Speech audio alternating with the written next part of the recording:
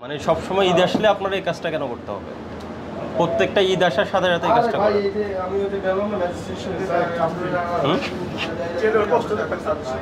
এটা করা উচিত না, এটা করবেন না।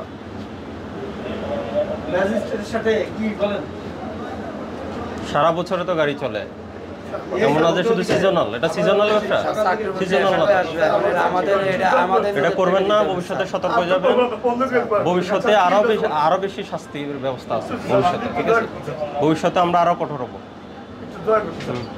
এটা যাতে মনে থাকে। আর এখানে তালিকা লাগান, ভাড়ার ওইটা যেটা আছে এটা দেখছে না মানুষ, ভাই বড় করে লিখে দেন। আপনাকে আবারও বলছি, এটা কোম্পানির নির্দেশে যদি আপনি করে থাকেন তাহলে কোম্পানি এটা বেয়ার করবে, আর যদি বেয়ার না করে আমাদেরকে জানাবেন।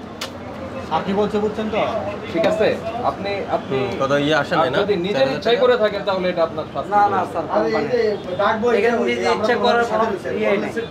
তাহলে আপনার আপসেট হওয়ার কিছু নাই। এটা কোম্পানিকে বলবেন যে আমরা বলেছি।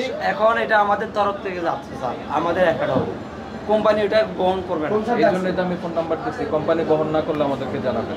হ্যাঁ আচ্ছা, পরিষ্কার কথা, পরিষ্কার। আপনারাই ভাড়া নিজেরাই ঠিক করছেন, এখন কোম্পানি যাবে সমস্যা। ওই টাকা এখানে 50,000 টাকা তো বড় সব, এটা আপনার কোম্পানি বহন করবে, কোম্পানি দিবে না। তাহলে তো না দিলে আমাদেরকে জানাবেন, না দিলে আমাদেরকে জানাবেন। আমার ফোন নাম্বার মূল কাউন্টারও 700